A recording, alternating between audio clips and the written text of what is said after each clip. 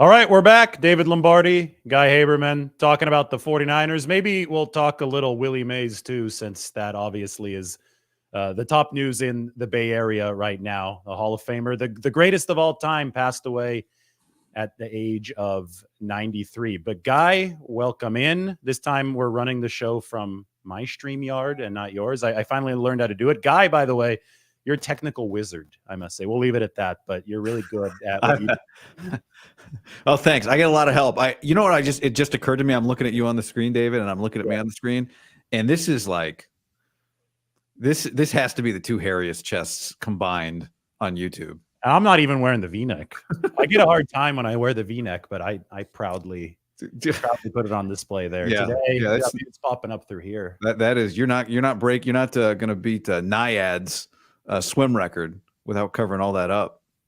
It was years ago that I last shaved for a meet. Open water swimmers don't do that. You got to stay warm. Oh, you need the warmth. Yeah.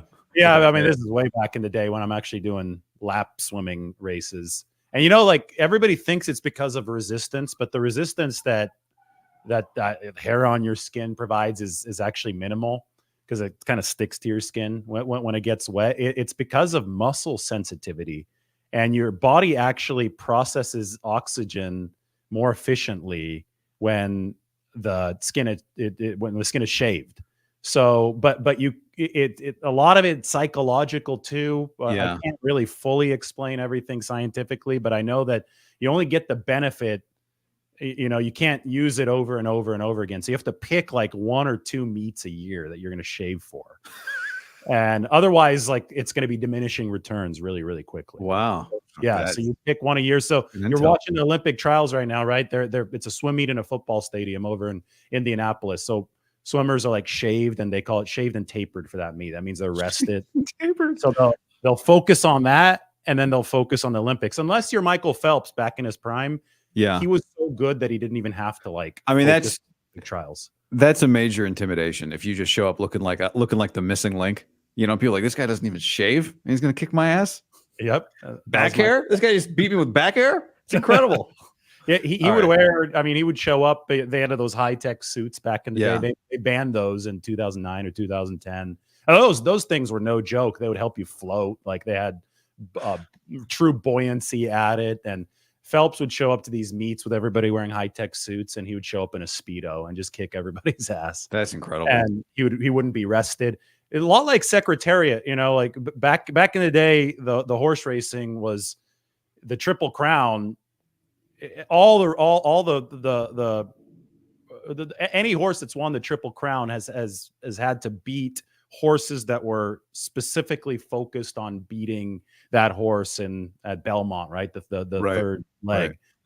You're saying that every race they're throwing different horses at this. Yes, exactly. So winning is extremely difficult because you're facing, while you're tired, theoretically, you're facing fresh competition. Michael Phelps, when he won his 8 gold medals, toward race 5, 6, 7, 8, is every time beating guys that are rolling out there just for that one event, that are fresh and focused on that event. So I don't think we'll ever see anything like it. What have we seen like it in the football world? In the baseball world, we saw Willie Mays. I'd say Bonds, right? His godson, yeah.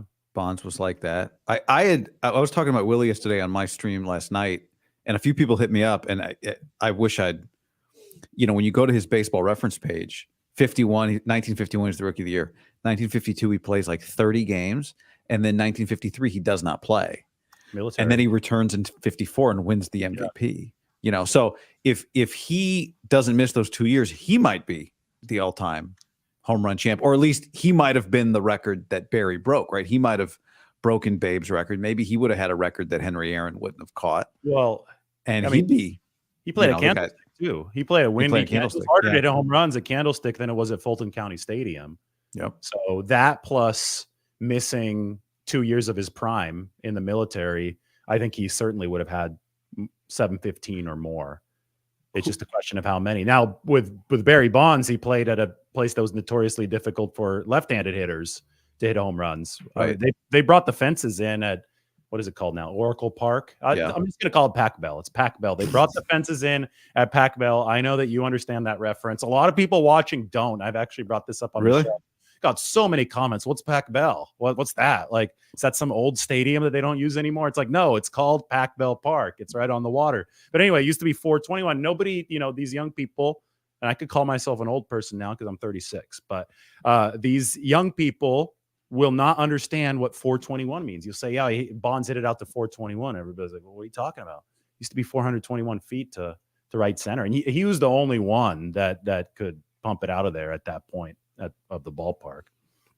And the only, I think the guys that don't sign, right? Bryce Harper probably could, but he's not signing. He's not signing up for that. Aaron Judge, he's not going to hit it to that spot. But Aaron Judge could come hit 48 home runs at Oracle Park, but he doesn't want to. He doesn't want to try because he'd rather go hit 55 somewhere at Yankee Stadium.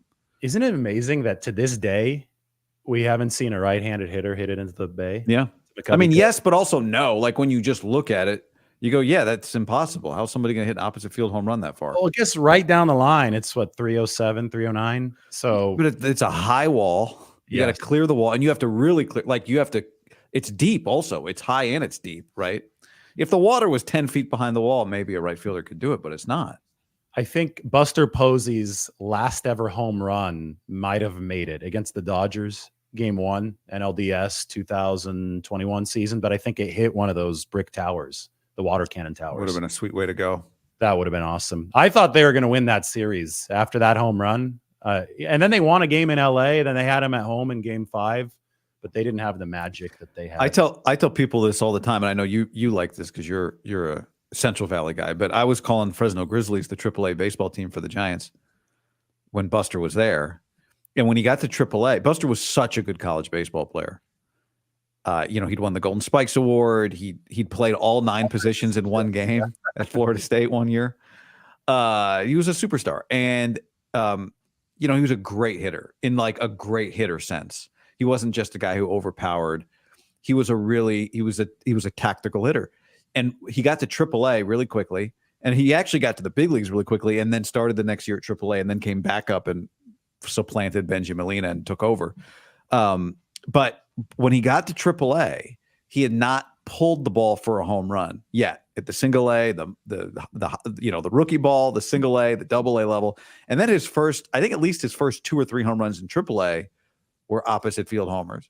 I think that's pretty rare for a power. I mean, he was at that, I think he was viewed partly as a power hitter. It's not really the definition of his career, but for a guy with his type of power to not pull the ball for power when he's 21, 22, 20, whatever his age was at that time is pretty unique. Like that's a pretty telling thing. And he never, like you said, I mean, I don't know. I'd be curious if we have a clip of like the closest he ever got to hitting the ball in the water, but it feels like I don't even see anybody get close. Go and rewatch the playoff home run I was talking about. I think it hit off the brick tower. I'm just speculating, but knowing the arcade walking across it, the ball does hit that brick tower, if it's on the right trajectory, it has a chance to get to the water. And now it has to be on the right trajectory because you still have the port walk to clear behind it. Right. So, well, David, like I was saying last night, and I mean, obviously we got a bunch of football to talk about, but I haven't heard if you had some thoughts on Willie Mays. My thought last night when Willie Mays died was right now when we call somebody a legend, it means they were a great player. But there's an era that you played in where everything wasn't on TV. And if you were a legend, it meant the first definition of the word legend. Like there was a legend about you. If you wanted to find out about somebody, you had to talk to somebody who'd seen that person. And Willie is like that, right? There are more people who can tell you a Willie Mays story than there is available Willie Mays footage. Yeah. So some of this stuff is the stuff of legend. Literally. And like if Buster had hit that ball that you're talking about in 1955, there'd be, there's this photo, there's the legend that Mickey Mantle hit a ball, the furthest ball ever hit in the old Yankee Stadium was off the facade, right above all of the stands in upper right field. Now, I've been to Yankee Stadium. That might as well be the moon up there. It is so far. And the evidence, quote unquote, the evidence of it is an old photo with like a line that somebody drew. This is what happened. Home plate to the facade. It's like, there it is. He did it. There's the photo. Source. Trust me, bro. Yeah, source. I drew it with a Sharpie. So that'd be the story on the Buster ball. Too, I think. I had the same thoughts last night watching some of the tribute videos. It's like, man, I wish that there was better camera technology at the time, so I could see how good he was. But maybe that's part of the magic, that you can't actually see it, that there is that mythology behind it. Obviously, we have the great catch that he made against Cleveland in the World Series off the bat of Vic Wertz. That was a play yesterday, I think, that I put it on my show. Maybe I put it out on Twitter too, that Willie Mays actually credited his background as a high school wide receiver for making that catch. He said he went into football mode. And his quote about that catch was that he never once doubted that he was going to get the ball. He was already thinking about the throw as he was pursuing that ball. He said that he was actually a little bit surprised that the catch was so revered after it, because he knew he was going to get it. And I think that also is a testament to how great of a player he was. He was doing stuff out on the baseball diamond that we hadn't seen before and we haven't seen since. Supposedly he was calling pitches from center field. So he was the manager on the field. He was like the quarterback, I guess you'd say, if you wanted to compare it to football. Wow. He would intentionally flail at curveballs early in games to set pitchers up to throw that pitch later. This is from Daniel Brown's obituary that I read up on The Athletic last night. He also, he would round third and he would slow up just enough to bait the outfielder to throw home so that the other guys, the guy that got the hit could get the second base, or somebody else get an extra 90 feet. And if we want to put that in football terms, the only time I've read about something like that happening in football is Deion Sanders in his prime would actually bait receivers or bait quarterbacks. He would let receivers get open because he had such insane closing speed that it would lead to an interception. And I mean, obviously Deion Sanders, a true great at the cornerback position, but I hadn't heard stories of athleticism and just wherewithal in the Willie Mays sense on the baseball diamond until I read that obituary yesterday. Dan's a great writer. I haven't read that, but I will.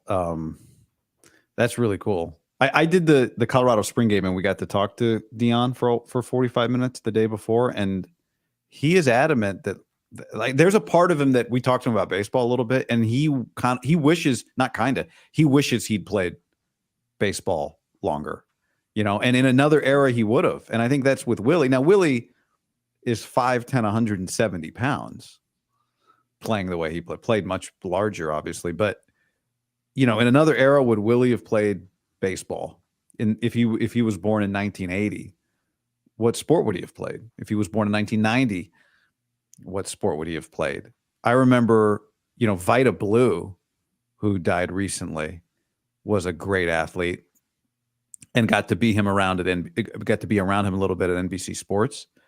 And he told stories of, he was an excellent football player. He was a quarterback. He was like a wing T quarterback. Bear Bryant recruited him. But he was like, I wasn't going to play. I didn't want to play college football in Alabama, the state of Alabama at that time. But he turned out to be a incredible baseball player. But part of like the Willie era, right, was the greatest athletes in the country played baseball. And Willie was not only maybe the greatest baseball player of all time, but one of the greatest athletes of all time, American athletes of all time. So this was just unveiled in Birmingham today. Willie was scheduled to be at the unveiling. Wow. Obviously, the timing here, it's surreal. It is. So he's looking down on it now, but it is. Yeah. A true great. Yesterday, I shared it's hard to believe that both Bay Area franchises now Willie made the catch in baseball with the New York Giants, but the two catches, right, are that's a good call. Both with Bay Area franchises. And I think that's, one of the great photos. I'm going to find that, put it back up. It's just too good. Dwight Clark holding the autographed photo of his catch, and Willie Mays holding the autographed photo of his catch. This is good stuff right here. So they did a signing together. Is that what this is? I would think so. Yeah. This was probably maybe a good 10, 15 years ago. Yeah. Yeah. It has been cool the last few days just to hear all these Willie Mays stories. That's a great photo. Yeah, it's awesome. It really is. I the first time I saw this a few years ago, I got chills. You just greatness all in one photo, and I think I saw it after Dwight had passed away. Willie was 93. And it was, it was so cool to just be able to see him. Both of those guys, both of these guys were at the ballpark or at the stadium in football terms a lot. I mean, Dwight Clark was part of the 49ers front office after his playing career. He was instrumental in the 49ers picking Terrell Owens. So, I mean, but both of these players, their legacies transcended their playing careers with their respective franchises, which is why, they both did great things on the field. But I think that a lot of the fan connection lives on when you continue seeing those guys around, right? And we got to see that with both Dwight Clark and Willie Mays. Well, the San Francisco Giants and the San Francisco 49ers are two of the most significant American sports teams, right? The Niners are easily a top 5 franchise in the NFL. And the Giants are one of the top franchises in Major League Baseball. And it's likely that neither would have become what they became without the two people in these photos, Dwight Clark and Willie Mays, because the catch started it all. And I'm not saying it was just Dwight, obviously, but, as great as the brands are, the people who wore the uniforms are the ones that first took those brands to the highest levels. Willie's catch was in the 1954 World Series. So that was after he came back from the 2-year hiatus, right? Yeah. He won the MVP that year. So it was 4 years, or I guess it was his 4th year from his rookie year, but it was only his 2nd full season in the big leagues. I was just trying to draw the parallel because this was also early in Dwight's career. He was a rookie, 10th round pick, 1979. 1980 was his 2nd year, and then 1981 would have been his third season in the NFL. Speaking of Dwight and launching his career, have you heard the story of how Bill Walsh discovered him? No, I don't think so. Was it a workout for somebody else? Is that what it was? A workout for a QB. Yeah. In Clemson. And yep. They get out to the field, and the QB didn't arrange for anybody to be his receiver during the workout, which I guess you're supposed to do. And they're just kind of standing there, and Dwight Clark is like at the facility, at the Clemson football facility for whatever reason. He's running off the class or wherever. And the quarterback yells across the field. He was like, "Hey, Dwight, come over here. I need somebody to run routes." So Dwight dropped what he was doing, run some routes in front of Bill Walsh. They didn't pick the quarterback. I think Steve Fuller was the quarterback. Wow. And they picked Dwight Clark back in the 10th round. So, I mean, that was back when the 10th round actually was a thing. Yeah. I don't know how many rounds there were. It might have been 12. He wasn't Mr. Irrelevant, but he wasn't picked 262 either. There were less picks. So that's how they discovered Dwight Clark. It was completely serendipitous. It was on a recruiting trip or a pre-draft scouting trip to the other side of the country from Bill Walsh, and he did not expect to land the receiver that would be with them for a decade, and obviously who made that catch. So, yeah, that's what great stories. Well, that's what AI is not going to be able to duplicate. Serendipity. That's what you don't get with AI. Accidents like that. Yeah. Just the beauty of the human experience, I guess. Yep. Accidents that turn into something like that. Anyway, the current 49ers. Let's talk a little bit. Well, we promised everybody we'd talk about little Brock Purdy. Maybe we get to that in a bit. We could talk about George Kittle. I was at Tight End U yesterday. It came out today because I think Kittle mentioned it on the podcast with Will Compton and Taylor Lewan that he actually lost 30 pounds of muscle. I can report that he's gained almost all of that muscle back before people become too alarmed. But he had core muscle surgery, and that's one thing that we need to put out there. He still made huge plays during the playoffs. I remember the big touchdown catch against the Green Bay Packers that got the 49ers going in that game. But there's way too much. Oh, why did George Kittle only have one catch in the Super Bowl? It should be very obvious to people now that he was really hurt, not just in the playoffs, but over the course of the whole back half of the season.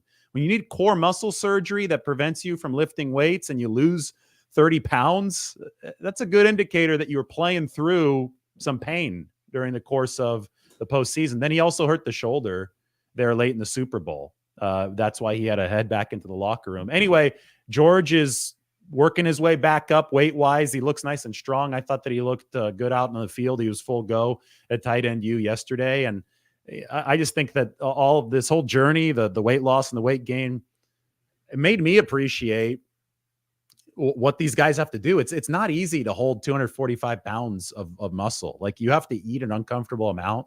And obviously you have got to be working out all the time. And if you can't work out due to a surgery, that weight's going to go down. So just a good reminder of how hard these players work. Losing 30 pounds is an alarming number, right? Even if you're trying to lose 30 pounds, it is, especially within the course of September to January, right? Like, if somebody told you they lost 30 pounds, that they were trying to lose from September to January. What is that? September, October, November, December. It's 5 months. That would blow you, like, holy smoke. They were trying to lose it. If you're not trying to lose 30 pounds in 5 months, 6 months, I guess, then it's a significant thing, like, very significant. I don't remember watching him thinking, because when you say that, David, I think I should have been able to notice that he was 30 pounds down when I was watching him play football last year. Because 30 pounds, like, you notice the difference when a guy goes from 195 to 215 to 210, right? Like, if Brock comes back, Brock put on, I don't know, we'll find out what the number of pounds Brock has put on this offseason is. It's probably just a normal amount since he's able to have a full offseason of work. But the first photos of him, you remember, working out in the offseason, everyone went, "Oh my God, look at Brock, he's huge." I don't know what it was, but it wasn't 10 pounds of muscle, right? Let alone 30 one direction. In the case, I think at any position, but quarterback especially, Brock Purdy, he wants to get stronger, but there are limits that you have to enforce because you're going to lose agility. You're going to lose some of the torque on your throws, right? So these guys have very specified playing weights. I think Kittle's is probably, based on me covering him over the years, he's been between 240 and 250. And after the surgery this offseason, it dipped down because he wasn't able to lift. And okay, so he didn't lose any of that weight during the season. No. He must have lost some during the season. Yeah, you always lose some during the season. You try to you enter the season probably a little bit heavier than your completely ideal weight, just knowing that the wear and tear of the season is going to get to you. Here, we can take a quick look at him. This is yesterday. And, the adductor, the core muscle is fine. He's even throwing the football. That was, I think, a Vanderbilt tight end was just watching, and he asked George for some advice. I turned off the audio so we could talk right now. And he stopped and was showing him some route running advice. But anyway, you could tell he's looking strong again. Maybe a tad lighter than his ideal playing weight, but he still has a couple months before. So, I mean, that's a lot of work. Look, a few people said to me last night, I was talking about Mason Pline, then I was undrafted tight end out of Furman, because I just happened to talk to his tight end coach this week. It wasn't like some, I'm not writing a story. I just connected with him. And a few people sent me messages last night. They thought he looked small. And I thought, well, I don't know. No. Because, like, I see him next to Eric Saubert. I see him next to Kittle, right, at Niners minicamp. And then I went to your video I watched, and in the video I can see, like, I think people, maybe he's standing a little further back from Saubert during the interview you did. So maybe that's Saubert on the left. That's obviously Kittle, then Pline, then Logan Thomas. Saubert has really cut arms, and he rolls his sleeves up to rightfully. He's earned the right to show them off. But I think it's pretty interesting to see Pline, everybody out of their pads, next to those other three guys. Physically, he does look like he belongs.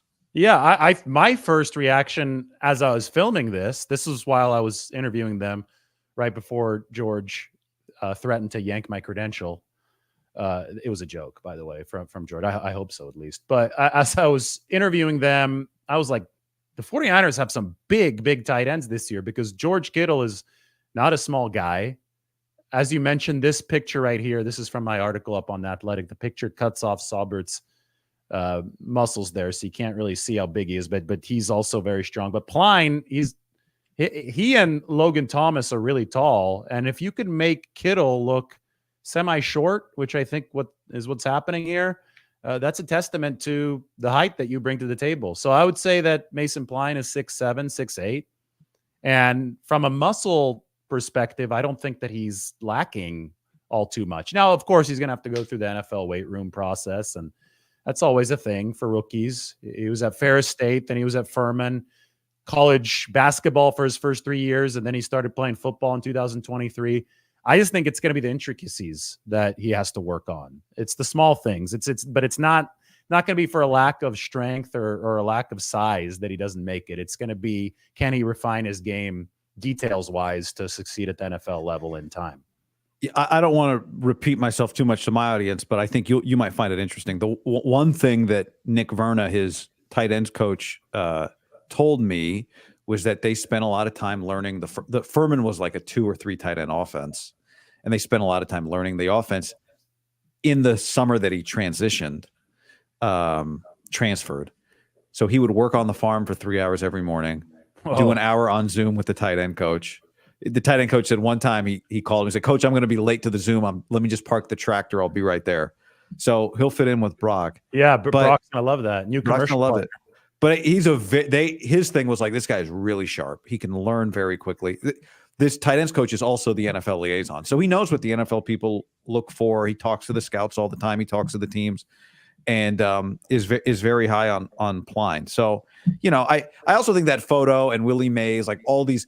Brock Purdy, all these guys we talk about, the biggest, the fastest, the strongest guy, has all these major advantages. But Willie wasn't the greatest just because he was the fastest or the most athletic or whatever. There was something else that can't be measured. Just like you look at that photo, there's something else with George Kittle that you just cannot possibly measure, right? I was listening to Kawakami and Barrows talk about D. Winters. And they're like, they think he's a lot like Dre Greenlaw. I think Barrows was saying this. We'll see if he has Dre Greenlaw's intensity, right? It's like, well, that's kind of the whole thing, But D's very fast, and you have to have all these other measurables. There's a minimum level, right? There's a minimum threshold. But like, look at that photo of George. If I say you don't know who any of these guys are, go draft based off that photo. He'd go 4th. And so many people try to project the draft or even draft based on solely measurables at every position, but quarterback is the most famous one. And, obviously the hit rate is not particularly high anywhere in the NFL. And, we've talked about, and you've just talked about it, but I could expand on it now. You could talk about the intangibles. You could talk about the details that are under the hood. Guy, I had one of the coolest experiences of my career yesterday because I was at tight end U and I got to stand like in the huddle that they had in the middle of the field. So I got to listen to Dak Prescott talking to all the tight ends. They had quarterbacks there. So Dak Prescott, Ryan Fitzpatrick, Matt Hasselbeck was also talking. Greg Olson is a great teacher, by the way. He was talking. And so I just got to start to hear a lot of the intricacies that they were preparing the guys for before they ran the respective drills. And I just came away with such an appreciation for the minutia that these guys are focusing on, the minutia that separates everybody, because you realize you're out on that football field. Also, when you're standing right next to them on the field as they're running right by you, just at warm-up speed, you understand the strength and the speed that's happening in the game. And then all 60 guys that were out there are 240 plus. Most of them can run at least a 4.7 or a 4.8, which is very fast by normal human standards. A lot of those guys are running 4.5s nowadays. So you combine that size with that speed, and then obviously the skill that all of them have just to get to that level, to be at the NFL, to be invited to tight end U. The only way that you can differentiate yourself is through the very smallest of margins. It's how you're going to lean your shoulder coming out of your break. It's how you're going to set the linebacker or the safety up for one of your cuts, and where your eyes going to be. What do you understand a certain coverage and where, what angle you need to take your route, whether it be a 45-degree angle or a 52-degree angle, so you could slip into the open spot versus that particular coverage. Can you identify the coverage, and then can you contort your body and, shift your angle in a way to hit that soft spot? And can you also do it while subtly communicating to your quarterback, while having enough rapport built up with your quarterback that you're going to be in that spot? That's the difference. Being able to master those small things between 1,000-yard tight end and a guy that can't even make a practice squad, because there are guys that are going to be cut in a month plus that have awesome measurables at all positions. But a tight end, it's going to happen at receiver. And it's because they don't have the command of the intricacies that they were trying to teach at tight end U yesterday. And I have a few videos up. I just posted the video without any further explanation. It was awesome just hearing Greg Olsen talk about these small things, because you watch at home, and I think it's really, really hard to appreciate how much is going into every single snap. Well, I watched some of I watched some of your original video, and I watched Greg Olsen, and I thought one thing I made a note of that I wanted to bring up to you was when Greg was talking about the responsibility to get open as a tight end, and what he was telling them was, and I thought it was so illuminating, because people don't talk to tight ends this way or talk about tight ends this way. And there's a reason tight end U exists. It's because the position got very marginalized, especially at the college level. And so Greg tells them that if you only wait for the scheme to get you open, then you're not going to catch that many balls. Now, the Niners may be a little different, but for the most part, he's saying, like, we're gadget guys in the past. In most passing games, you're there for a gadget. You're there. What did he say? Like on a Y leak, or you're there on a seam ball, and that's about it, right? And obviously, that wasn't exactly his experience. That's not Travis Kelce's experience. But I think it's evidenced when you look at tight end too. I'm called the tight end position for the Niners. I said last week, David, maybe we had this conversation. I'm like, there's not much purpose in talking about tight end 2 on the Niners as a receiver, because he is a gadget player. Tight ends 2 and 3 combined for 5 catches on the team last year. So when people are like, oh, Logan Thomas, he's going to come in and change the game, I don't know, man. Like, I think it's more likely than not that he doesn't, right? But unless he can force to play open, as Greg Olsen was saying, in which case that tight end 2 spot might become a little bit more productive. I think you're exactly right. There's not any room for a gadget weapon to receive targets on this offense, because you got so many other capable weapons. Why would why would they try to scheme somebody open that is going to be less effective after the catch than Christian McCaffrey, Deebo Samuel, or Brandon Ayuk, or George Kittle? Why? You're wasting your time at that point, right? It was like Bill Walsh with Steve Young. And Steve Young was a great athlete, don't get me wrong, but after the 49-yard run against the Vikings, the famous run, the gets away again run, Bill Walsh was actually upset on the sideline. And Steve's like out of breath. He comes to the sideline, and Bill Walsh tells him, yeah, nice run, Steve, but it would have been a lot nicer if you just gave the ball to Jerry and let him do it. Because Jerry Rice would have done a better job running into the end zone than you. Anyway, same concept, right? You want to get the ball into the hands of your better playmakers. So why would you force the ball to a nondescript tight end 2 who can't get open on his own? Why would you scheme something open for him when you're going to see much more efficiency with guys like Christian? Well, you will do it once or twice. Of course, yeah. Schematically, it will make sense, because there's going to be. But you can do that with Charlie Warner. Like, you don't need a second-round tight end to do that. And it happened 11 times in 4 years. So it was truly a once in a blue moon kind of occurrence. He had 11 catches in 4 years. So I do think that it would increase the ceiling, raise the ceiling of the 49ers offense if you had a tight end who could get open at that 2 spot. But it's just so hard to find out of picks who are, guys who don't have these exceptional physical skill sets, but maybe they do have a diamond in the rough, and somebody like Mason Pine, maybe all that farm work, Valley, he's like a Valley guy, not from the Valley, but I know Valley guys who grew up around the farm. Those guys are often capable of doing great things. Bear Pasco. But that's a good reference. He scored against the 49ers in the 2-point conversion, I think. That's right. 2011 NFC Championship game, Porterville, California, Granite Hills High School, Fresno State, most importantly. But I think all of that is to say it's not worth sacrificing any blocking from your second tight end unless you know he's going to add a certain level in the pass game. Because it's like Ayuk and Debo and McCaffrey. Well, McCaffrey got 83 targets last year, but Ayuk and Debo and Kittle could all justify more targets than they get as it is. You know, that's one thing about Ayuk right now. We could pivot to that. I know you have an interesting theory about him, but I have one too, and I'm going to share it because it ties in directly with what we were talking about. The how loaded the 49ers are, the nature of that offense obviously takes some raw production away from Brandon Ayuk. But given the nature of this sport, the very violent nature of this sport, is that potentially lucrative for Brandon Ayuk in the long run? We talk about running backs avoiding tread on the tires, but receivers get tackled too. Receivers face contact too. On the surface, everybody's saying, oh, well, Brandon Ayuk, he doesn't get as many targets in the 49ers offense. That can't possibly be good for his bank account. What about a longer term way of thinking about this? Might his career be extended if he plays a while for the 49ers and he's surrounded by all this talent because he is getting fewer bruises per year? It was a thought that crossed my head the other day, and we always associate it with running backs. I haven't heard it associated with the receiver position, but I think that could be another plus working in Ayuk's favor if he does sign a long-term deal with the 49ers.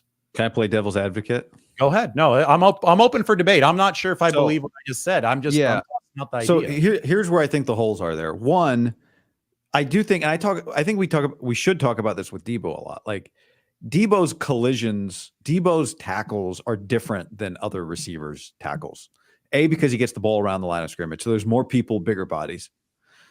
You know, I think a receiver, when Brandon Ayuk gets tackled, he probably more often than not gets tackled by less people and smaller bodies than the people that tackle Christian McCaffrey. True. Additionally, he blocks a lot. So I think like Kittle's a great example of the wear and tear that blocking can put on your body. That said, if you catch 68 balls instead of 110 balls, you're just less likely to get speared in the, I mean, no one gets speared in the sternum anymore, but, you know, have your head taken off, have a shoulder dislocated, flipped on your back. So I don't think I'm not saying there's nothing to it, but I think your original point was like about finances and all these guys. If you're Ayuk's age right now, you want two big contracts, right? You want this big contract, and then in 4 years, you want another big contract. Yeah, at least one more bite out of the apple. At least one more. And so the question would be like, if you're Ayuk, and I said you're going to catch, how many catches did Brandon have last year? I said 68. That feels low. No, it was more. He was at 17.1. 73 was going to be my 78, maybe. I'll look it up here. Brandon Ayuk, Pro Football Reference. I know that's how insignificant that raw number is to me. I don't even know it. And I should, but he's an efficiency receiver, and that's great because it's an efficiency offense. So he had 75 catches last 75. year. Okay, so what's more? I agree with you that raw number is not the most important number. Right? CeeDee Lamb was number one. He's not going to get paid more than Justin Jefferson. He may be second. We'll see. But if I said to you, Ayuk has 73 more catches for the next 4 years, wins a Super Bowl, or Ayuk plays for the Steelers, goes to the playoffs twice in 4 years, wins no Super Bowls, is nowhere near the AFC Championship game, but catches 100 balls for 4 straight years. Does he get a bigger contract in 4 years than he does if he catches 78 balls? I think he probably does. I don't know that it's right. And maybe I'm wrong about that, but I do think I understand when receivers look at it that way. Like, doesn't he want to stay here and win and get paid? I'm sure that he does. But he also feels like you can't suppress if I were to take his side, I'd say you can't suppress my value because your offense suppresses my output. Now, your counter would be like, well, I don't think you're going to lead the league in yards per catch on the Steelers, right? That number is going to go way down. But all right, I rest my counterpoint. I think we're at an interesting crossroads right now in the NFL because I think analytics are taking a much greater and greater hold on front offices. A lot of social media is obsessed with fantasy football, though, so they're looking at raw catch totals, and that helps people's fantasy team more. So somebody like CeeDee Lamb, And then Justin Jefferson, although Jefferson was hurt for part of last year, so the raw numbers aren't as great. But the season before, they were very, very high. But somebody like CeeDee Lamb had, I think, 80 more targets than Brandon Ayuk last year. One community, the fantasy football community, is going to look at his value a lot differently than more analytically oriented, efficiency geared community, right? And it just depends on who's making the decisions and paying out the contracts in 4 or 5 years. I think it's heading more toward the efficiency scale in the NFL. I think that raw numbers don't mean nearly as much to people, especially in front offices, as they did 10 years ago. So is there any evidence of that with receivers? Like the guys that get paid the most money are the guys that produce the most at that position, right? Well, so Ayuk is going to be a fascinating case study once this contract comes, right? Because the efficiency off the charts.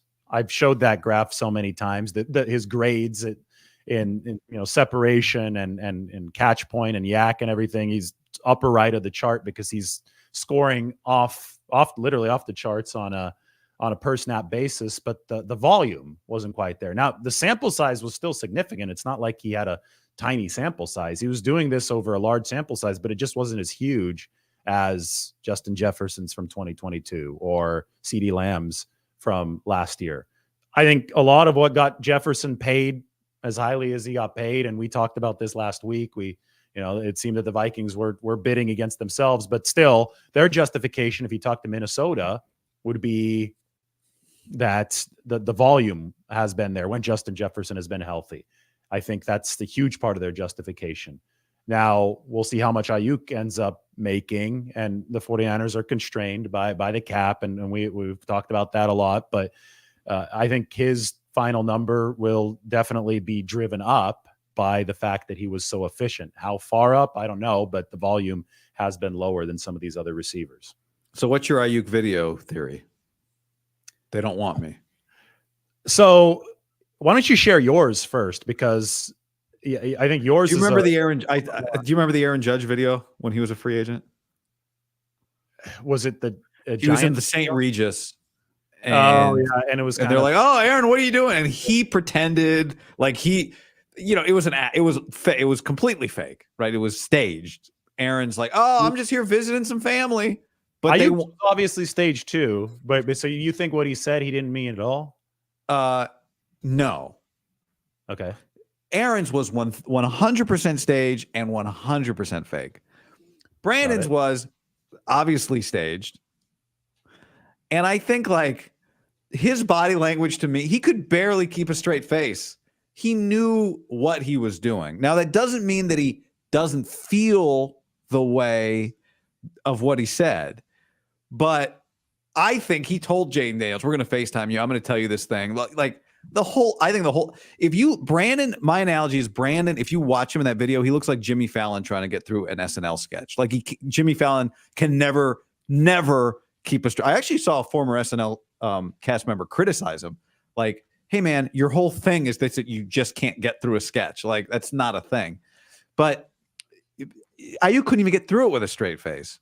And also, let's talk about the premise that somebody from the 49ers said they don't want Brandon Ayuk. Yeah, that didn't happen. That could have been that. I think it's very plausible that was Brandon Ayuk's interpretation of it.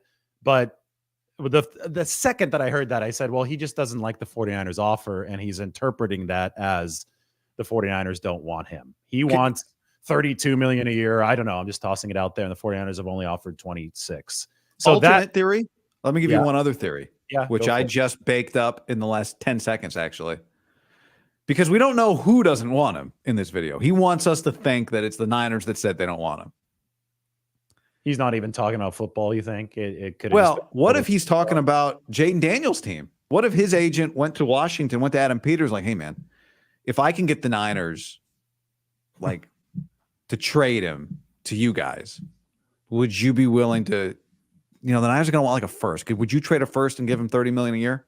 And then Adam Peters is like, no, we're set. We're not at a point where we want to make a deal like that. It's not the right use of our finances and draft capital. And then Jane Dale goes, Mama, forget it. Brandon's not coming.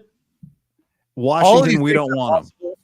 Which is, I think, why fans are becoming increasingly frustrated with Brandon Ayuk, because he obviously, this wasn't some spur He of the did say moment. back. Sorry to interrupt you, David. Somebody in the chat says he did say they don't want me back. All right, so he does want to. That eliminates that. That's not possible then. But could be talking about the HOA at his local condo.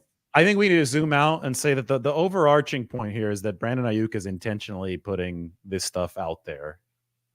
When we didn't see George Kittle do that, we didn't see Fred Warner do that. We didn't see Nick Bosa do that. So Kittle, Warner, Bosa, all three of those guys were quiet behind the scenes. They got their deals done. I think there was some frustration with Nick Bosa and that situation because it took so long. But the other ones, fans were generally carefree about it because none of this was coming up to the surface. In the cases of Deebo Samuel and Brandon Ayuk, a lot of this drama, and I think in Ayuk's case, it's been intentional. He got his girlfriend to record him and post it on TikTok. A lot of this drama has come to the surface, and at the end of the day, I'm not saying that Brandon Ayuk is upset about how this has been interpreted, but he can't be. He doesn't have the right to be upset about how it's been interpreted because he put it out there, and it seems like it was intentionally vague. So that leaves the interpretation up to the consumer of the content. And that's why there hasn't been a very positive review to this from people. I think that people are getting a little irritated, and, you just zoom out and you say, well, regardless of what's posted on social media, it's not going to really affect the negotiations. And the truth here is, you go back to what Jeremy Fowler reported the day before, the two sides aren't particularly close right now. And that's exactly what we predicted after the Justin Jefferson contract. Ayuk wants more money because Jefferson got a gargantuan amount and the 49ers have a budget. And typically you need deadline pressure to meet somewhere in the middle, right? Or at least closer to the middle. Yeah. If you're Ayuk, you wanted to wait for Justin Jefferson, then you saw Jefferson's money. You don't want to wait for CeeDee Lamb. You don't want CeeDee Lamb to sign a contract. Now, I'm not saying CD would do this, but you don't want the Cowboys to sign CeeDee Lamb to a deal that's like AJ Brown's deal. That doesn't help, right? Maybe it helps a little, but now you want to do it now. Let's go right now, before the market comes back down a little bit, right? You want to seize the emotions of the moment. Like you see the Jefferson deal and you're like, I want that to be precedent. Let's sign that deal. I want this money. But the teams are incentivized to say, no, let's back off from that. Let's let it cool off. We don't want that to become precedent. That's a great point, right? And we'd probably need a legal analyst here. Maybe you are sneaky a legal analyst too, David, but the precedent really becomes precedent when somebody challenges the precedent. And then the ruling occurs on the second case based off the first precedent. Yes. It's not necessarily precedent until somebody challenges, right? Yeah. So is Justin Jefferson precedent? Well, it's just a thing that happened. Now we'll wait and see if it was precedent or not. Yeah, we see if it's an aberration or if it's precedent. And we've already seen something similar related with the Deshaun Watson trade and contract from the Browns. Well, that's the one. Yeah, 230 million fully guaranteed. And a lot of people breathlessly said, well, this is it. Now everybody's got to give out fully guaranteed contracts to quarterbacks. And it's like, why? Because the Browns did that? No. Other teams are going to have to consciously decide they want to do the same thing as the Browns. And they're not going to do that until they're actually forced to do that from a business standpoint. Same thing with the Justin Jefferson deal. Other teams are going to have to consciously decide to give out 88 plus million in fully guaranteed money at 35 million per year. And they're not going to do that until they're actually forced to. But the receivers that haven't been paid yet, such as Brandon Ayuk, see what the Vikings did for Jefferson, and they're frustrated that their respective teams aren't offering nearly as much to them. That's a polarization. That's a divide. And ultimately, that's going to have to be settled. And I don't think it's going to be settled until we're not in June or July anymore. We have to be a little bit closer to deadline, to people losing money. No, nobody stands to lose money right now. So it's the perfect time to posture. Why would they be close right now? There's no reason to be. The 49ers don't benefit from caving now, and Brandon Ayuk doesn't benefit from caving now. Is anybody even in the office? Like Cabo? I mean, you can do work from Cabo. They usually have a rookie program the week after, that lasts like for a whole week after everybody leaves from minicamp, except for the rookies. But then it's fairly dead. I think the rookies might still be around weightlifting and stuff over the summer. But right now is the true dead period in football. That's why they hold tight end U this week, because everybody's left. How was it Giants, Yankees, and all the rookies? They had a suite. All the rookies were there. All the Niners rookies. But that was back during minicamp. That was a few weeks ago. So what haven't we talked about? We haven't talked about the Brock thing. Oh yeah. Do you remember? Right. Do you remember him? He's the he's newsy. So this is something that you shared with me. This is from a podcast. I haven't listened to it yet. Which is perfect. Actually, I'm glad you haven't. This is from Move the Sticks, which is Daniel Jeremiah and Bucky Brooks podcast, NFL. And they did an episode called Ranking the Quarterbacks in Every Division. So they just went division by division, ranking the QBs. They ranked the NFC West last. I don't think it was an accident they left it last. But I was not sure what to expect. Like, would they both agree?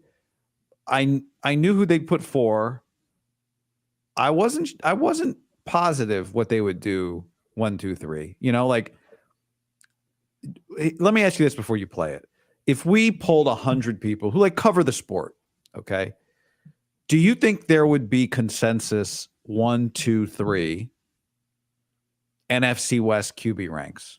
Would somebody dare put Kyler 1? Would somebody put Kyler 2? Would Kyler get 90% of the third place vote? What's your feeling?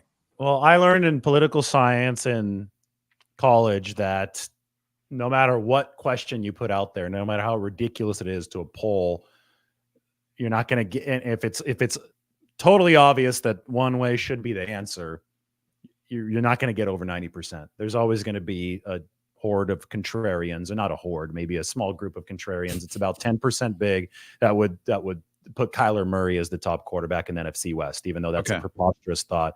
He's not better than Brock Purdy. He's not better than Matthew Stafford. But you asked about Kyler Murray. Are you also going to? Well, no, I'm just asking, do you think would there be a lot of discrepancy 1 through 3, or do you think there'd be they're like a general consensus, number 1, number 2, number 3 in the NFC West?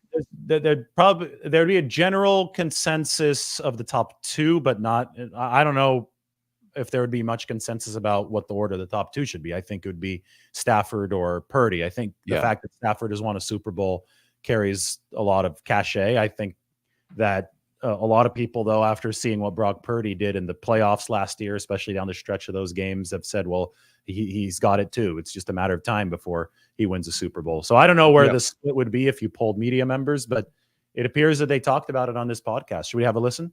Yeah. I went into it with the same thought. Okay, I think it's very likely, in fact, that one of them was going to pick Stafford first. That's what I thought before I listened to this. All right, let's go. Just put it out there. Brock Purdy, Matthew Stafford, Geno Smith, and Kyler Murray. Ooh. That has a little more probably bite and controversy towards it, but I'm okay. Brock Purdy, I'm going to say this. Brock Purdy, because of the way that he entered the league, and even in watching him at the East-West Shrine, again, I just didn't know what he was going to be down the line. Goes to the right situation, right spot, and really displays all the characteristics and the tangibles that make you fall in love with quarterbacks. He has that. He's an easy thrower. He has more athleticism people give him credit for. He got some spunk to him, some dog to him that really enables his teammates to fall in line. And when I look at him and Matthew Stafford, I just believe Purdy gets so much more out of his people on offense and defense because of his personnel. Yeah, I just go with efficiency, and I don't think anybody's more efficient than Brock Purdy in terms of decision-making, accuracy, finding explosive plays. I'm over this. We're past it now. He's been to the Super Bowl. We're past giving all the praise to supporting cast, play caller, playmakers, all that stuff. Yeah. That stuff's over. He's established himself as a really a top tier quarterback. So I'm going to go Brock Purdy 1, Stafford 2. I went Kyler 3. Hoping now, especially with Marvin Harrison Jr. in there, having some weapons to work with. I think Kyler Murray's due healthy. He's due for a big year. And then Geno Smith there. New coaching staff coming in.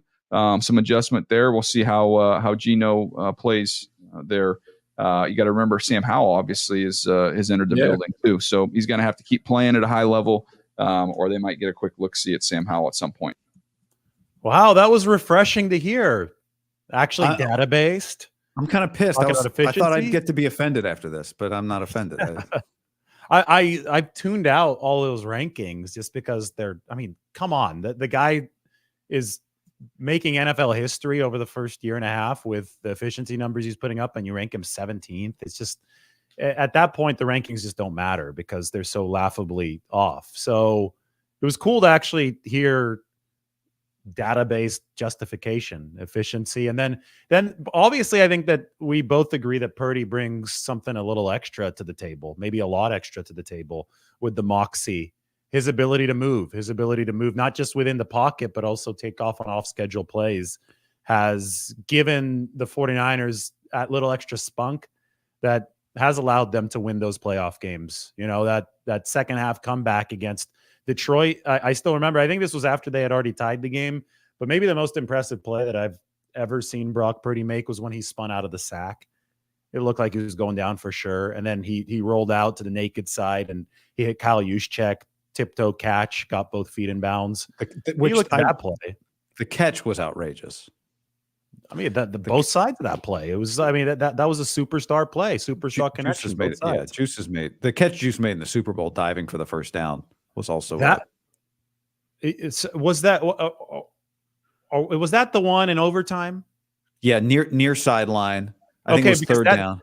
And so that was just like a mirrored version of the play I'm talking about. That was Purdy getting out of the sack, maybe not as impressively as the title game, and finding Juszczyk on the opposite sideline for a huge gain, you know, when they needed it. So, you know, did we talk about this last week? Somebody put up the YouTube reel, Brock Purdy being annoying for 13 minutes or something like that. No, I haven't seen that.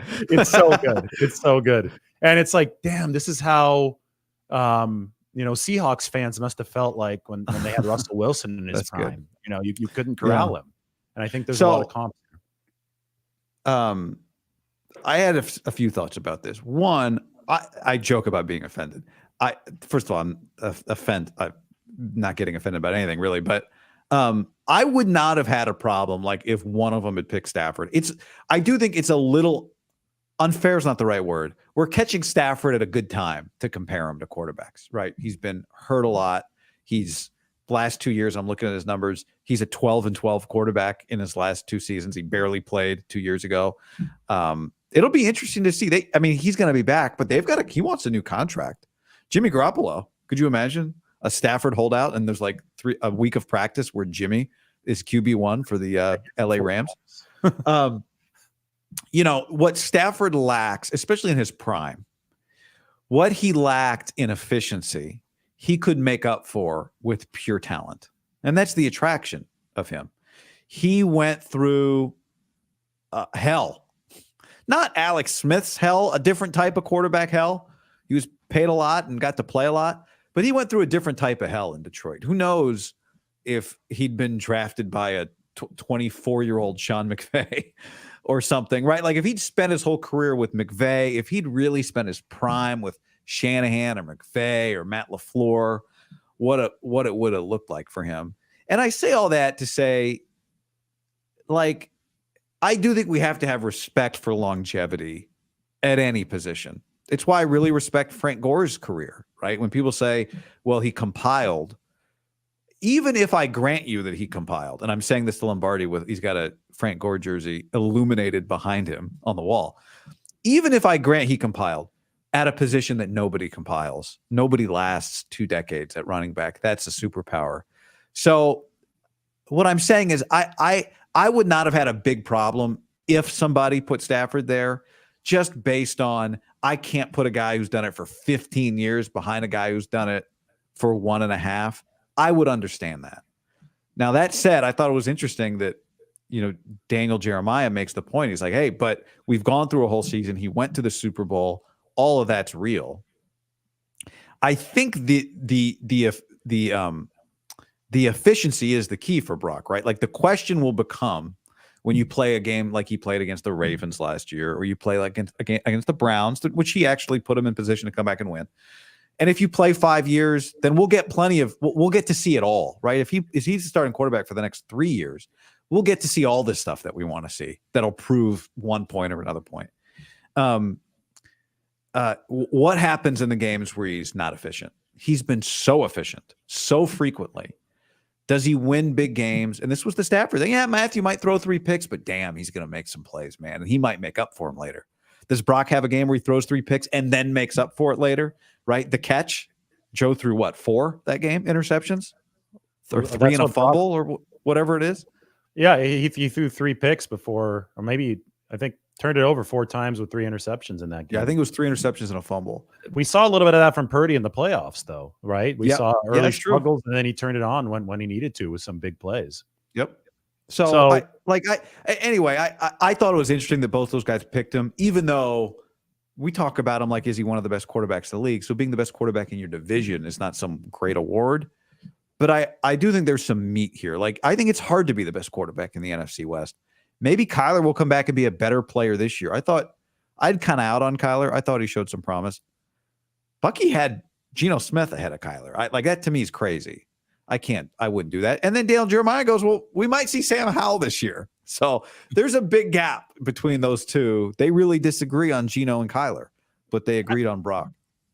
Kyler has had a really high ceiling. That's why it was such a high pick, but there's also been a really low floor. And the efficiency usually is a way to quantify where he resides more often. And efficiency has never been top 10 efficiency for Kyler Murray. So there's obviously promise there with the mobility and the arm strength and some of the accuracy that we have seen, but it hasn't been fully realized. But I think, to your point with Stafford and also by extension Purdy, I think I always view it as a reminder of we can respect quarterbacks and we have to respect players and what they do, but we need to respect the fact that this is a team sport. And people so often forget about that. You mentioned Stafford was 12-12 the past 2 years. So he's been a 500 quarterback with the Rams outside of the season where they had an all-world defense in 2021.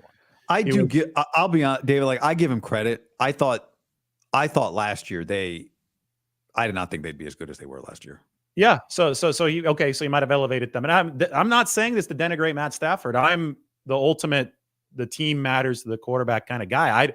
I do not think that you can disassociate the supporting cast from a quarterback. This is the nature of football. I'm just using it to kind of prove a point that these rankings and all of these qualifiers that people love to use with Brock Purdy. Oh, he wouldn't be this without Kyle Shanahan or Deebo Samuel, Christian McCaffrey, are utterly ridiculous because Montana had Bill Walsh, he had Jerry Rice, Steve Young had Jerry Rice, and the whole host of players. Every single Super Bowl winning quarterback has had good players on his football team. So it's important to have a good supporting cast, a good defense. And I think that Matthew Stafford is tremendously talented, but he didn't have the right supporting cast in Detroit. He hasn't had exactly the right supporting cast of the past 2 years in LA, but he had the right supporting cast in 2021. And given the fact that it's a team sport, they won the Super Bowl that year. So I just think that everybody just tries to stick on one side or the other of the fence in these arguments. And it's just such a gray area every single time. And the question is, can you win a Super Bowl with Brock Purdy? I think it's really clear at this point that you can. And obviously it's been made clear that you can win a Super Bowl with Matthew Stafford. Both of those guys are good enough. Now, I don't know how much they factored in age and upward trajectory, upward mobility in these rankings, but obviously Brock Purdy has more of that than Stafford because he's young. I think they factored in. I think you're talking about who are you drafting now. There was once the question existed. Can Matthew Stafford win a Super Bowl? Like, he throws way too many interceptions. Could this guy ever actually win a championship? The answer was yes. And he did it in a year in which he led the league in interceptions. He threw 17 interceptions, 41 touchdowns. Brock is going to be hard to knock off of the pedestal if he does not throw interceptions. And even 11, if Brock still evolves as a player and keeps the interception number around there, then he's just going to be in these conversations every year because he's going to play in an offense that will have a high level of efficiency. That's one thing he could objectively lower. His interception rate's like 2.5%. I definitely think that when you look at the greats, Brady, Manning, especially after some time in the league, Manning was throwing a ton of picks early on. But Those guys got their interception rates down into the low ones, 1.3, 1.4%. Maybe a great year here and there, they'd be at 0.9. Purdy was at 2.5. It's still a little bit higher than the league average, which is right around 2.1%. So I think he could objectively lower the interception rate. And that's people ask, well, how can he become even more efficient? Because it was already record setting at some levels. That's how. Knock down that interception rate a little bit. Maybe the goal this year would be 2%. You're looking for incremental improvement, because you look at somebody like Peyton Manning. This is actually wild. You go to his pro football reference page, and you could see the interception rate season by season. And early on, I mean, the guy was a pick machine. He threw 28 picks, which was a record his rookie year. Peyton Manning. That was a 4.9% interception rate. But then cut it down to 2.8%, then 2.6%. He had a bad age 25 season. They went 6-10, 4.2%. But ultimately, he cut it down under 2. Wow. Yeah. How many balls was he throwing a game? Was he throwing like 42 balls a game his rookie year? I have 28 picks, 5%. His rookie year, 575 attempts with 28 picks, 575 over 16 games, if you have a calculator. Remember when our teachers told us when we were growing up that you won't have a calculator in your pocket at all times? They were so wrong. I have a supercomputer. Yeah, now I can turn it sideways. I can just ask ChatGPT. I think Samsung now. I know you can. I think you can maybe Siri is the same. You can just go, "Hey Siri," and it'll get you the ChatGPT. But anyway, it's there are some of these questions with Brock, and McCaffrey said this last week. Daniel Jeremiah said it today. Some version of I don't think there's any more questions on Brock. There's only one way you ultimately win that argument, and that's just you got to do it for 2, then 3, then 4, then 5.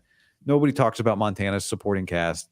He won too much. You don't get to debate. At a certain point, I win too much. You don't get to debate whether or not I earned it, or not, right?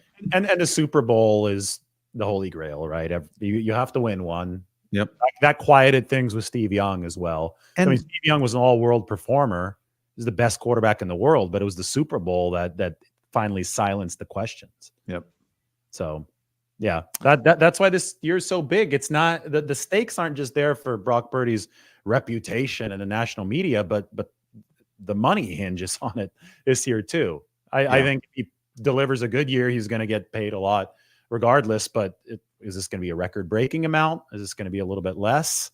That's going to be determined by what kind of play he delivers and where the 49ers end up. So, and by the way, you'd rather pay a record-breaking amount for a superstar quarterback than a little bit less for an above-average quarterback, because a little bit less for an above-average quarterback is still going to be a massive amount of money. I think that is the 49ers spending plan in a nutshell for all positions. They don't give out these big, massive extensions to players they deem as B-listers. Yeah. They let Mike McGlinchey walk. Even Eric Armstead, who started to fall off health-wise, they said take a pay cut or walk. Somebody like Jimmy Garoppolo, I think they thought he was a good player. He was fine, but they're not going to turn around, and they thought he was an A-lister or potentially one back in 2018 when they paid him the first time, right? They really liked what they saw in 2017. It was kind of a low commitment contract. They could get out of it after 2 years. They stuck with him through 5 because of different circumstances, but they obviously didn't deem him to be an A-lister at the end. Brock Purdy, right now, they're looking at him as an A-lister. He can solidify that this season. And if that's the case, they're going to want to pay him the same way they want to pay Brandon Ayuk, the same way that they have paid Nick Bosa, George Kittle, Fred Warner, Deebo Samuel. It's a long list at this point, but their strategy is pay the A-listers, back up the Brinks truck for those guys, obviously within reason. You got to fit it within your cap structure, but you let the B-listers walk because you get comp picks, and then you try to draft the next A-listers. And I think a lot of franchises, they run the ship into the ground when they start paying B-list players A-list money, which is what free agency can be if you're not careful, if you don't pay the right guys, if you're just trying to fill needs in free agency by signing big name. If you did what fans on Twitter wanted, you would very quickly hit cap hell. And that's how the 49ers have managed to stay out of it, even despite the fact that they've handed out so many big extensions. It's why this last draft class is such a big deal. Yes, it's huge. Huge for that reason. I won't rehash because I did it in the mailbag the other day, but basically when you look back at not this last year, but the previous 2 years of the Chiefs draft classes, over half of those guys have basically played every game for 3 years or 2 years on average. They have gotten so much depth out of their 2021 and 2022 draft class. If you go look at KC, the 21, it was 4 out of their 6 guys have essentially played. I think the average was like 47 and a half games over 3 years. And then the 22 class, it was 6 of their 8 guys have basically played around like 28 or 30 games over the course, or maybe it was more than that. It was like 20 or 30 over the course of 2 years. So they have nailed depth. Like the guy they drafted in the first round last year didn't really do much for them, defensive lineman, but they have depth everywhere else. So anyway, that's as much as Mahomes is the blueprint. Go look at how many guys they drafted the last 2 years not the 23 draft, but the 21-22 draft going into this Super Bowl. Look at how many of those guys contributed for them. It was a ton. And hey, even Patrick Mahomes has needed a supporting cast. Everybody's like, well, Mahomes, that's the ultimate X factor. Yeah, I get it. Quarterback is the most important position, but no quarterback has ever in the history of the game succeeded alone in the NFL, at least at a Super Bowl winning. Caleb Williams ran 1 2-point play last year. You don't remember that? He went 1-on-1. They lined everybody out to the left. It was Arizona USC. Did you call that game? No, I was just watching it. Yeah, have you seen that play? It was crazy. So they lined. That was all of his film at USC. That's actually the reason why I'm not convinced on him as an NFL prospect, because their offense was so atrocious, I thought, as far as schematically, that I never saw him playing on schedule. He was always running around doing crazy stuff, but that's YOLO. I call it YOLO ball. Yeah, but that's what I'm skeptical of in the NFL, because you got to play on time in the NFL. I know. Now, I'm not saying he can't do it. He's going to be good. See it a lot at USC. I know. That's not his fault, but we'll see how it translates. Can you read some of the? I think we got a couple super chats there that we should probably. I haven't even been in the chat section. Yeah, let's. I think one of them. Yeah, go ahead. Yeah, let's get to these really quick, and then I got to run here in a couple. No, minutes. I actually got to run. I got things. Aldo, he says, how would you compare this year's draft to last year's draft class?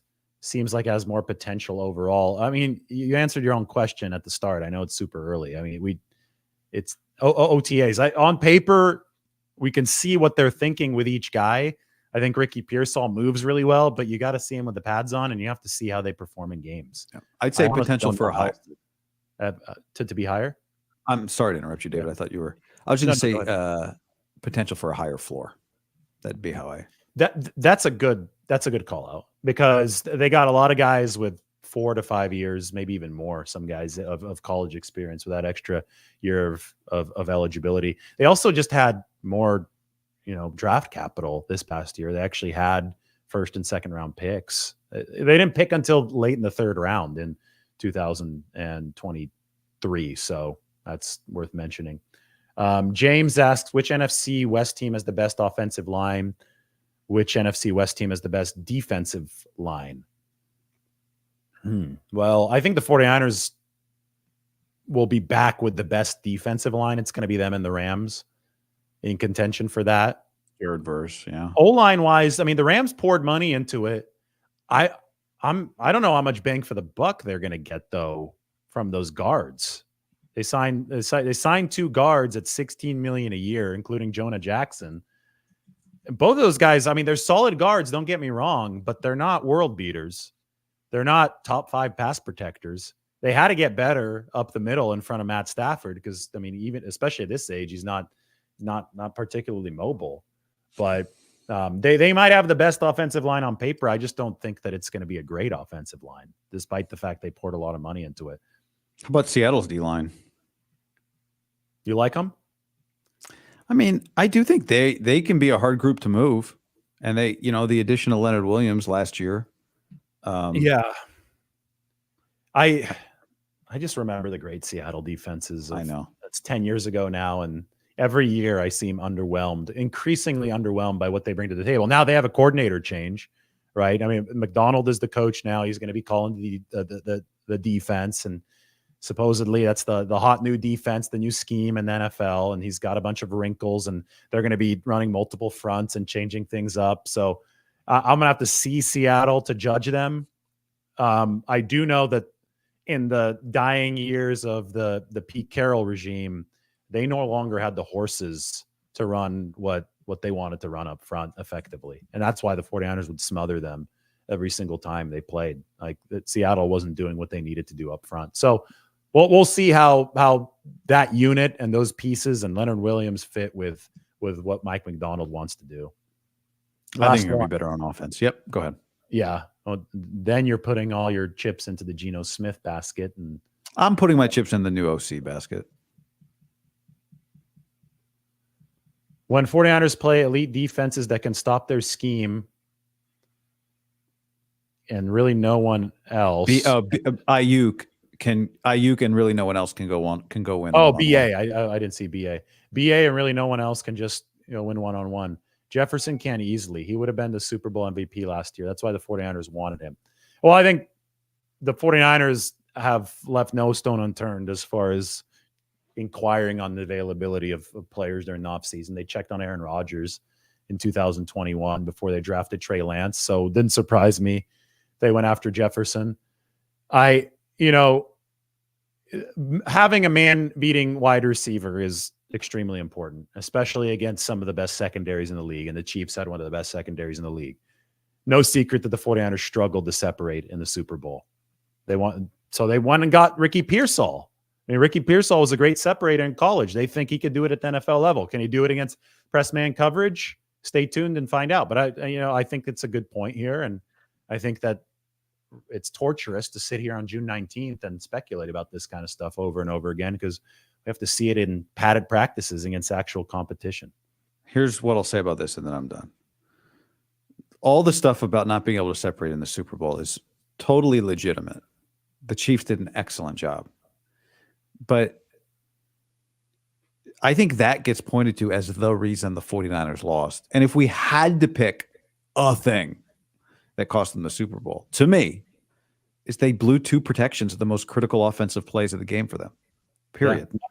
9 unblocked pressures on blitzes, totally free. And so sometimes you scheme it so it's unblocked. So that stat might be a little excessive on the total amount, but still, you can point to 2 specifically on those third downs that really cost the 49ers. And so they have to protect Purdy better. I'm of the school of thought that this is another gray area thing. If you separate better, it's going to help your pass protection look better, obviously. But yes, that is true. But those 2 plays happened so fast. Yes, it wouldn't have mattered. I mean, Ayuk wasn't open. Well, Ayuk was open on the Chris Jones play, but he was the last read on that play. Yeah, exactly. And I thought you might have had some separation from Jennings on that play, but Purdy had no chance. And it was just a execution error. It wasn't Burford. Mental execution. That one was executed. And as Mike points out, the Chiefs don't have the same secondary this year. So yeah, no more L'Jarius Sneed. So cool. Well, hey, it was fun. We went. This is our longest one, so I enjoyed it. What do you have planned? I'm headed to San Francisco on Friday. Oh, nice. Yeah, gonna have some good Mexican food for the first time in where? Taqueria Cancun. I always know where I'm going. Taqueria Cancun at 19th and Mission. That's everybody. There's a big debate about where the best burrito is, but that's my spot. I don't think I've been there. Comfort food. What about you? I've been Taqueria Cancun. I don't think I've. You should go tonight if you don't have dinner. Report back. Chicken or carne asada super burrito. It's fire. I would go carne asada for sure. Asada. There you go. All right. Good seeing you, David. This was fun. Right. You too. Bye, everybody.